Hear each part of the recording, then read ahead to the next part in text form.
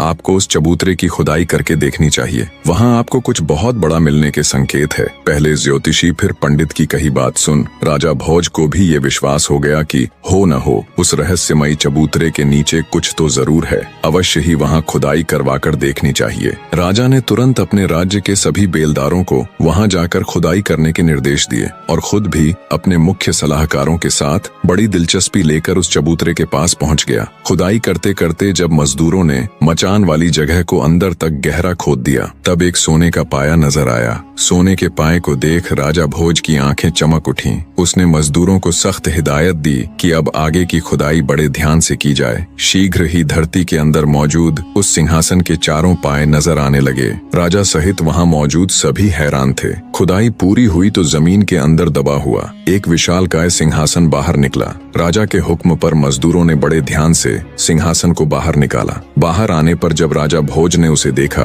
तो वो मंत्र मुग्ध सा हो गया। ऐसा कुछ उसने आज से पहले कभी नहीं देखा था। वो विशालकाय सिंहासन जो धूल मिट्टी में सने होने के बावजूद भी अपनी अलग ही छठा बिखेर रहा था। अचंभित से राजा भोज ने मजदूरों को कहकर उस दिव्य सिंहासन को अपने राजमहल में रखवा दिया। राजमहल में स्थापित करने के पश्चात जब अच्छे से सिंहासन की धूल मिट्टी पोंछकर उसे धोया गया तो वो बिल्कुल चमक उठा। उस चमकते हुए सिंहासन को जब राजा भोज ने देखा तो उसका मुंह खुला का खुला रह गया। जिस किसी ने भी उसे देखा वो बस उसे देखता ही रह गया। उसकी चमक ऐसी थी कि उसे एक नजर देखे तो आंखें चौंधिया जाएं। वो विशालकाय सिंहासन किसी अजूबे से कम नहीं लग रहा था। ऐसा लग रहा था जैसे उसे किसी कारीगर ने नहीं बल्कि खुद उस ईश्वर ने तराश कर अपने लिए ही बनाया हो। उसके चारों तरफ 8-8 पुतलियां थीं। हर एक पुतली अपनी अलग ही छठा बिखेर रही थी, पर कुछ जगहों से उसके दिव्य रत्न हट गए थे। राजा भोज ने तुरंत अपने शिल्पकारों को हुक्म दिया कि जितना भी धन चाहे ले लो, जितने भी रत्न चाहिए ले लो,